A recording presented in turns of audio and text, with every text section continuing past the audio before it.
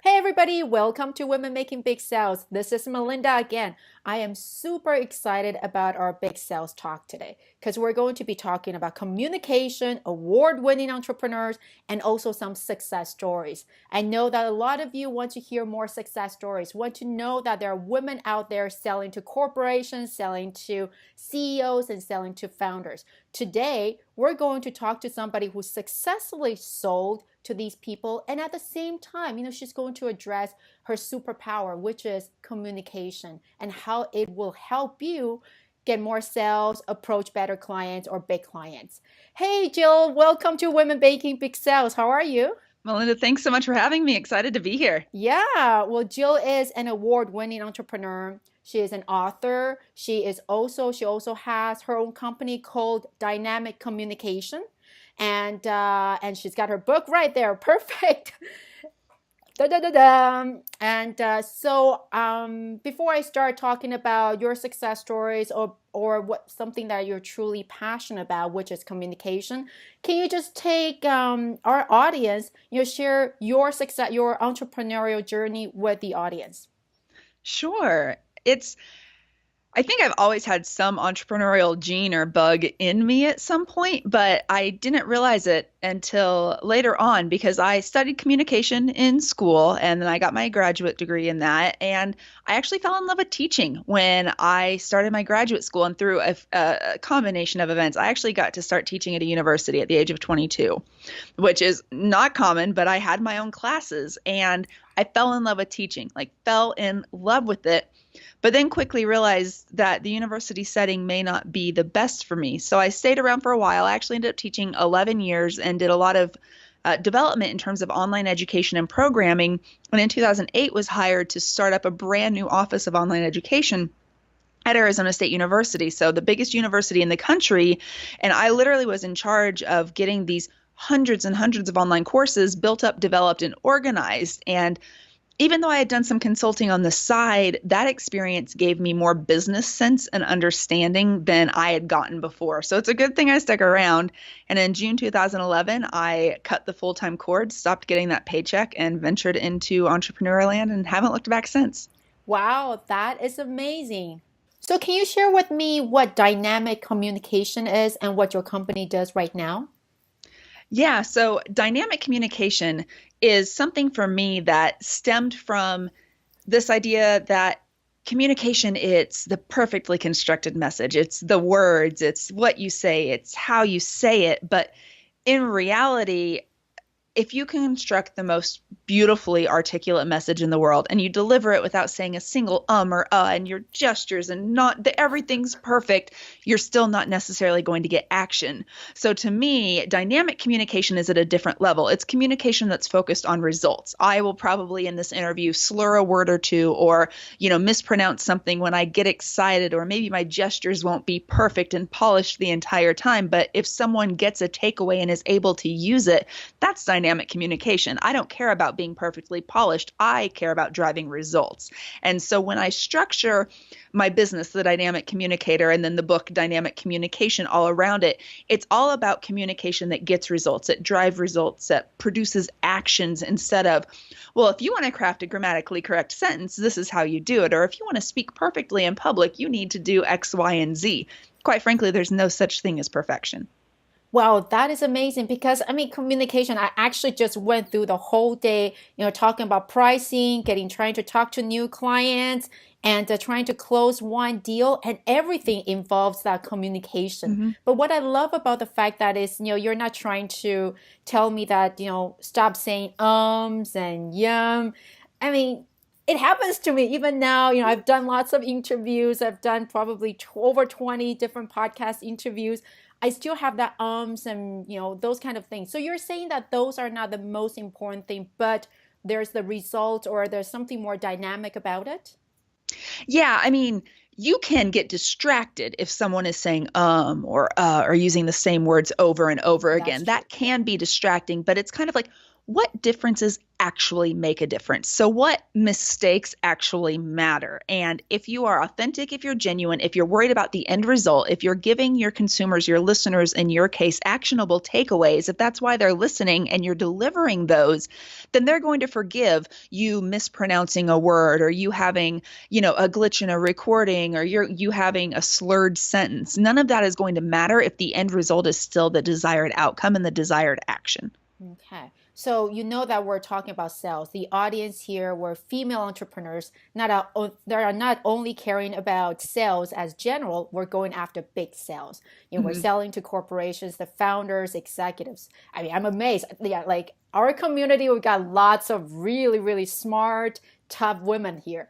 So can you share with us, a couple of tips? I know we're supposed to talk about, your success story a little bit later, but I want to, since we're talking about this communication thing, can you share with us some practical tips that people could use to catch that attention of your prospect? Sure. I think one of the biggest distinctions, and I talk about this a lot, I do a talk that's called The Changing Face of Sales in an Information Economy. And it's, when I go and keynote places, this is often a talk or workshop, it's often a talk that comes up. And for me, I think the first thing you need to fundamentally understand is that the role of a salesperson is not the traditional sales role anymore. Instead, I like to think of it as an integration expert instead of a sales expert. And that's how I channel it. And here's why. Before the mass explosion of the internet, and let's even say before, 2005, 2006, most people were not looking at the internet as their first source of information. People were still using phone books. People were doing rudimentary searches and were looking at websites.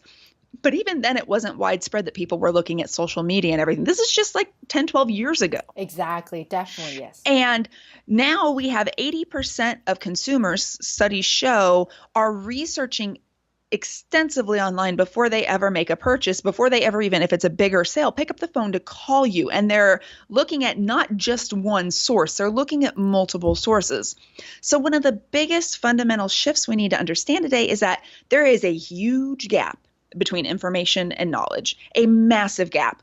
The most successful salespeople or the most successful integrators find out what that gap is, fill that gap, and that's what leads them to make sales. So when you are looking for, let's say, in my case, you're looking for a communication strategist, right? Maybe, let's say, I'll give you a specific example to walk people through this. You are a SaaS software service company. You have this online solution, cloud-based solution service, and for whatever reason, your consumer communication, there's just something off about it, and you don't know why. After the free trial, people are dropping off like flies. They're not retaining. So you come to me. So, part of what you asked me is what my business does. The intersections of communication, education, and technology are my stronghold. So my best clients allow me to use those three things to create customized solutions for them. So the company comes to me, says, we have a 30-day free trial, but we have, only 10% of people are retaining after that free trial. That's a massive drop off. Yeah.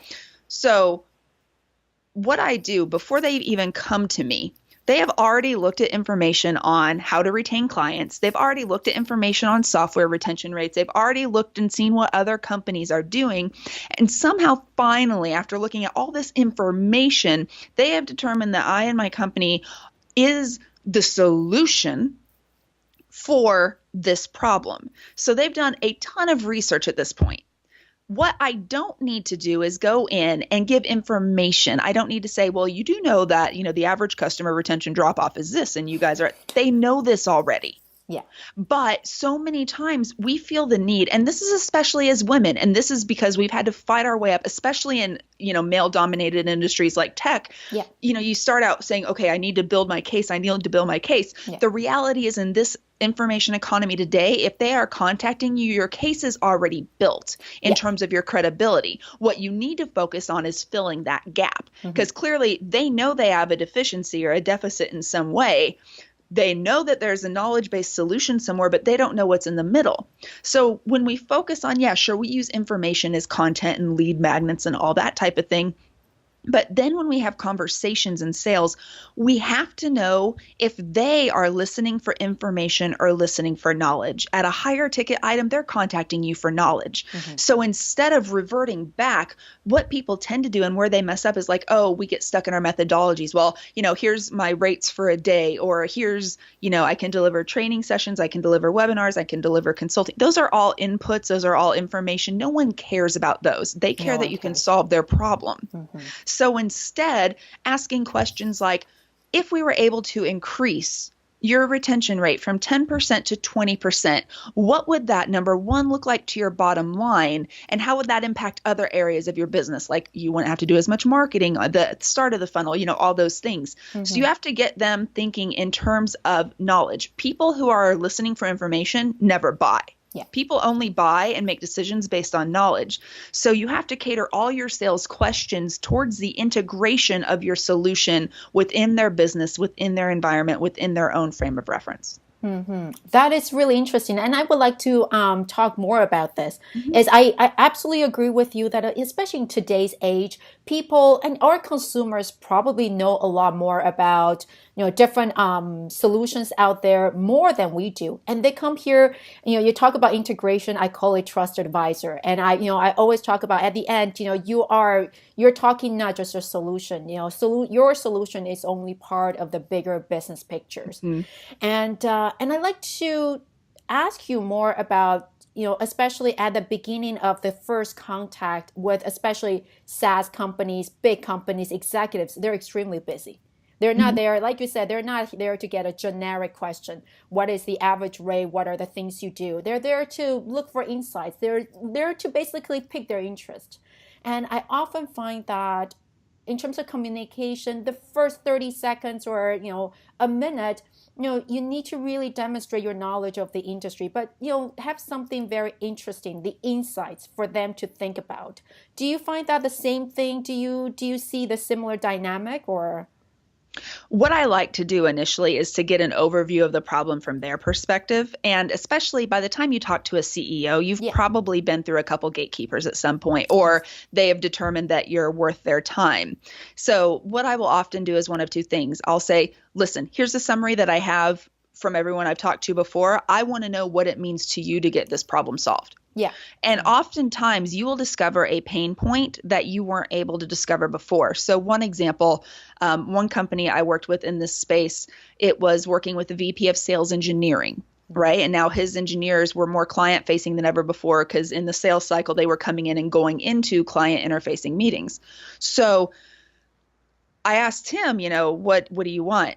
He's like, well, I want our guys to be better at presentations. I want, these outcomes. I said, that's fine. But what's in it for you? If this happens, what's in it for you? And he says, I will never have to take a call from my boss that says, why are we losing these sales again? Mm-hmm. Okay, now I know the pain point. Now I know that in order for him, who's a person signing the check to buy, I have to speak to that fear before I speak to anything else. Because again, it's kind of the differentiation between, okay, sales training, presentation training, communication skills. Yeah. Those are inputs and information. Yeah. But at the end of the day, he wants to know that he never has to have an uncomfortable conversation with his boss again. Mm-hmm. Me having that knowledge, number one, it means he trusts me enough to disclose that in the first place. But then number two, it means I can tie things back.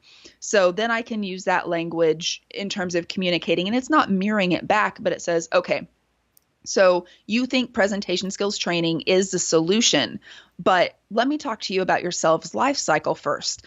And for me, in demonstrating my expertise, the client comes to me with one thing in mind. My expertise is demonstrated by me showing I have an understanding of his piece of the puzzle, in this case him, within the bigger picture of the organization. Mm-hmm. And I think that's what's really essential and what distinguishes run-of-the-mill consultants from people who can see the whole thing strategically is, in this example, well, the sales engineers didn't have high turnover, but the sales team did. So sales engineers who are not as trained in the field to present with people are presenting with a different person every time. Well, that's going to impact how a sales engineer is going to be trained to present. And I need to know that in order to do my job better in creating that education for them. Mm-hmm. And then, you find out the support team was used to dealing with hardline solutions, dealing with IT teams. Now it's a cloud-based solution. So they deal with the marketers now instead. Mm-hmm. Well, they need a completely different language. And until all those three pieces are in sync, think, they're never going to be able to experience the level of success they want. And I ramble on about that to show you an example of how you can communicate that bigger picture and really show the integration. What's good about that is then sometimes a one training or workshop client now turns into a master organizational strategy training. And did you talk about all these massive plan during one meeting, or do you kind of spread it out to several meetings and then kind of start to build that picture?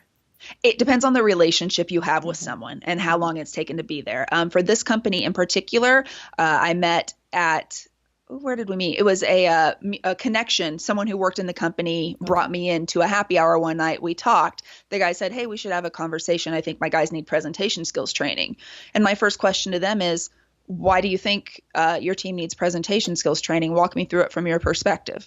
So again, I'm automatically getting into that knowledge side instead of information. He has the idea of what's needed, but as a strategist, as a consultant, as a trainer, it's your job to determine if that training that they think is actually the one that will deliver results. And for me, quite often, it's not. And I'll say, you think you need this, but here's, after I've done my research and due diligence, here's what you really need. And anyone who sells you the other thing, it's giving you a cookie cutter and it'll put a Band-Aid on the problem. But once the water hits, it's not going to do it. I'd rather you get stitches that heal, and I am the stitches, something like that. Okay. I love the fact that you always started with asking them questions, and that is Always. so important. So let's talk about one of your success stories. And during the success stories, I would love you to know more about your communication, because that's really, obviously, I could tell just by, us speaking that, that is really the importance of, continuing. And I always talk about, getting the attention of decision makers. It's not just one shot deal. I'm sure that during your happy hour meeting with this person, you have to get him interested, engaged enough to want to continue next meeting, maybe next email, setting up actual meetings. So I would like to ask you about, that nuance or the things we talk about, you talk about, to continue getting people's attention and wanting to have that momentum in sales. Would you like to talk about, do you have one great success stories in mind? And can you take us from the beginning, how you meet that prospect and how you first got that lead? Well, I'm going to have two examples for you. So one of them is an example of how you can add value and upsell, which I think your audience will really like. But first I'll walk you through, let me just take you through this SaaS client, that I met at a happy hour, right? Yeah. I think, as almost anyone would say, a personal introduction from someone who's already established is going to be the best type of introduction if you're lucky enough to get that great. If it's a B2B sales, it's especially important. Yes, yeah, without question. And with this one in particular, my friend took a job at this company, was in New York, where I live in New York City, for a meeting, and said, hey, we have a dinner, but there's going to be some guys hanging around for happy hour afterwards. Why don't you just come out and join us? I said, absolutely. So I, as much as possible, will always let someone else build me up instead of me saying things about myself. One, I think that's just better in any situation, social proof, etc. Yeah. But sometimes it's not always that fortunate, right? So let me pretend I didn't have that connection and I just managed to meet this person. Yeah. And we struck up a conversation of the obvious, well, what do you do? Well, what do you do? And then he says, oh, that's interesting. I think maybe my guys could use some presentation skills training at some point. I said, oh, that's fantastic. I said, I'd love to set up a call with you. Let's enjoy the night, but let's set up a call. And even right now, if you want, if you have your phones with you, to explore it. Because what I find is, when some people want presentation training, there's actually even a better solution that will give longer term results, but I don't know what that is until we have a conversation. So it's kind of like dropping a little, yes, I can absolutely do that, but there could be something even better, right? So you're creating a bit of intrigue. Yes. Yeah, it's true.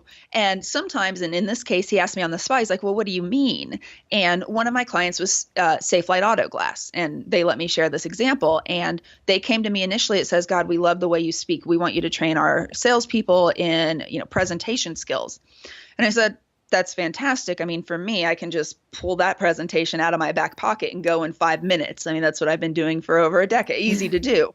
But I tell them, I said, I would actually like to learn more about what you're looking for in terms of results from this and what the ultimate KPIs or key performance indicators, ultimate outcomes are from this situation.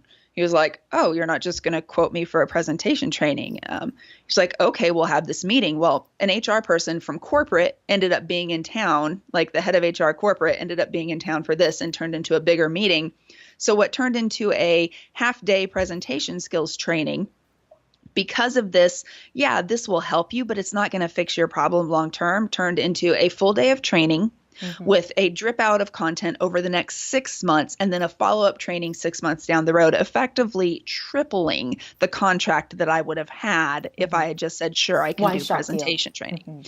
And that's, it was a big lesson for me, because if you can bring up something contrarian and not intentionally, right? Oh, I'm going to be the opposite of you, but if you know you can add value beyond what they're asking, it's actually, in my opinion, unethical and a disservice not to put that out there to them. If you know, like I know, I'm a great presentation skills trainer. Sure. I'm a great communication trainer. Sure. But a one-stop skills training is not going to solve the problem. And I know that no matter how good I am, and I like to think I'm pretty good, it's still not going to solve the problem.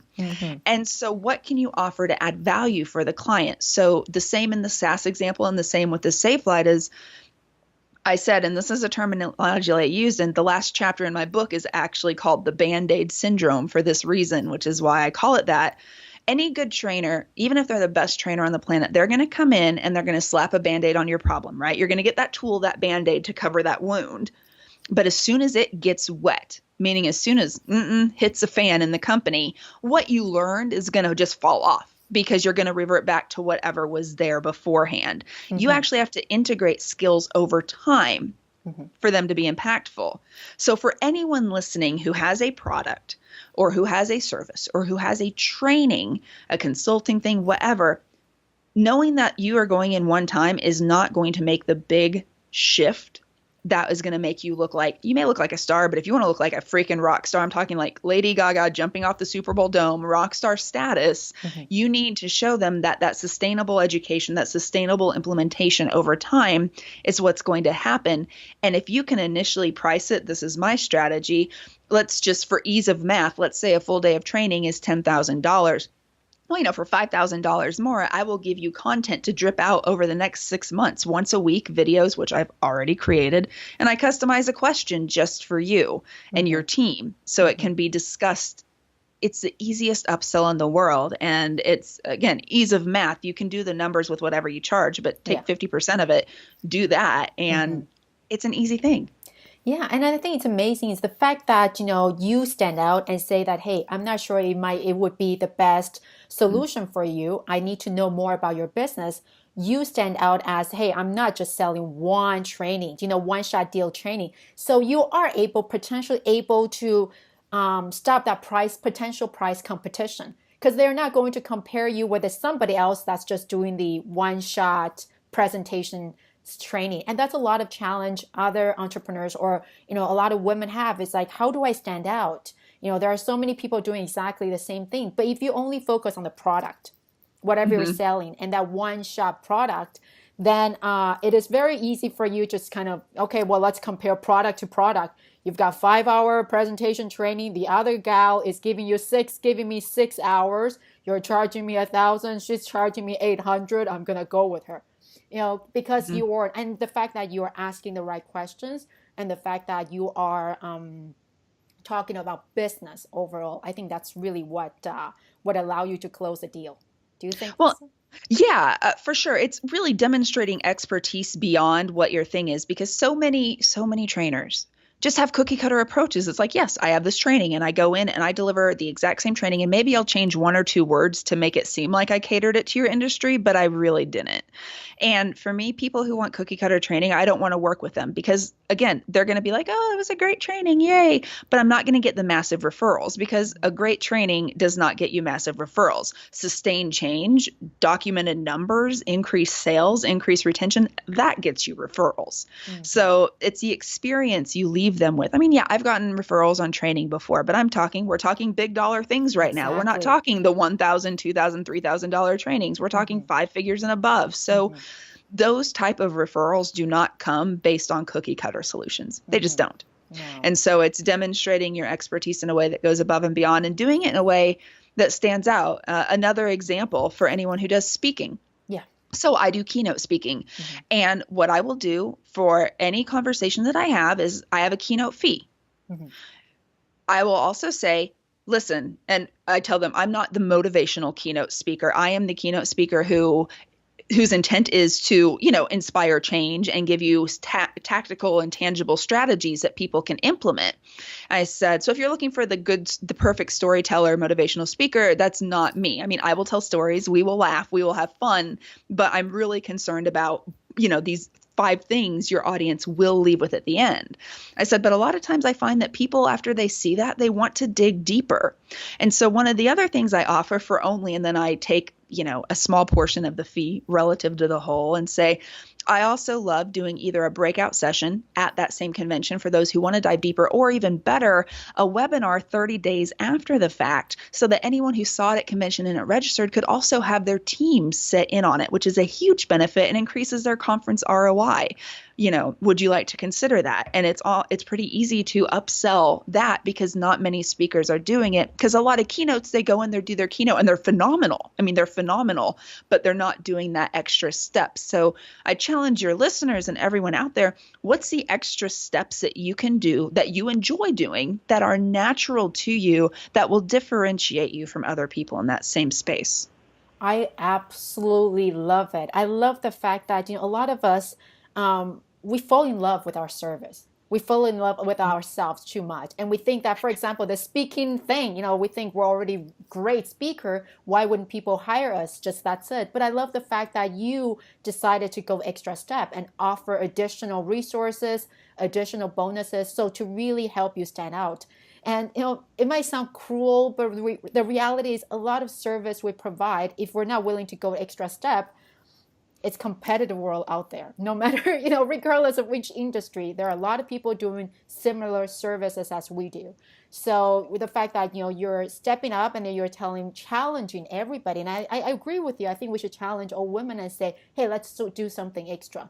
If there's I like to, whenever I talk to my clients, I like to ask one question. I mean, clients that are close enough, when there's enough of chemistry, and I would always ask them that, what is one thing that my competitors hate to do and that you desperately need them to do? And I'll always ask them, what's other people, what do they hate doing, and then what you would like them to do, and that is something I will be doing.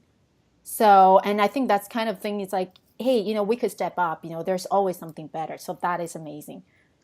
Yeah, I think 2 things that you said that I want to just follow up on Yeah. real quick before I lose the train of thought is, when you said, and you said it, what can we do extra, but not for free? We're not talking about for free. Where can you add value and get value in return, right? Yeah. And I think, again, as women, sometimes we, That's true. capitulate. We tend to be a little more, oh, well, can you just add this on too? And you want the business, and maybe it's a male dominated space or whatever, no, stand up for yourself. Know where your limits are. I mean, for me, if, again, ease of math numbers, if I'm getting $10,000 to go speak somewhere and I try to upsell something, a webinar for $2,500, well, number one, I love webinars. They're easy. That's the best money I can possibly get. An hour, I can just wear PJ pants and a nice shirt. It's great, right?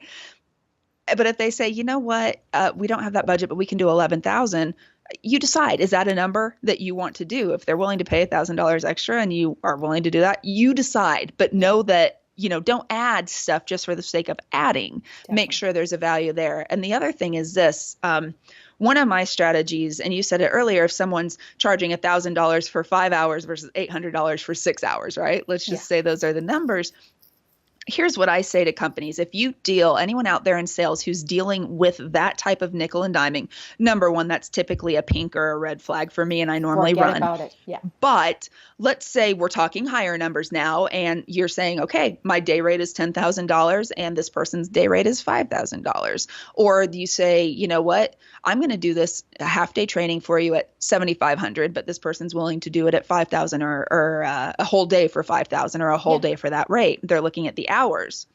My comeback to that is, isn't it worth more to you and your company if I keep your employees less time but accomplish the same goal? Right. And that normally eradicates any objection to it right then. I know that I can deliver on the 3 outcomes that you want in 3 hours. I am not going to waste your time. I could do activities and keep people for a whole day if that's really what you want, but you're going to be much better served by me coming in and doing 3 hours and then sending out 2 webinars throughout the next 3 months than you're going to be by me coming in for a full day or, whatever it is. It's really, if you can solve a problem, what's the value? My mentor, one of my mentors, Alan Weiss, he is known as the $1 Million Consultant. That's a great book, actually, and $1 Million Proposals, great book. I wish I got royalties for it. No, good book. Can I get an affiliate agreement for referring this, Alan?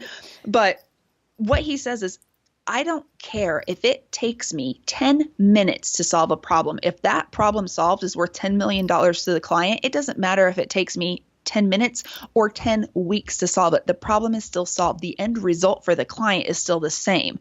And it's in everyone's best interest if it's done in a more expedient way. So never charge on hours, only charge on value.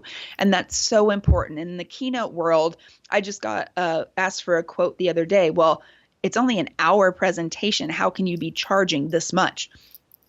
It's the outcome. You want your audience to walk away empowered with tactical tools and excited about an experience, then yeah, it's going to cost you this. If you want me to stand up there and deliver information from a PowerPoint, then go hire someone else. You have to know it's not about hours. It's about the value and the experience. And that's normally a good way to combat that. Yeah, you just basically reframe that, focus from, the process, the product itself to outcome.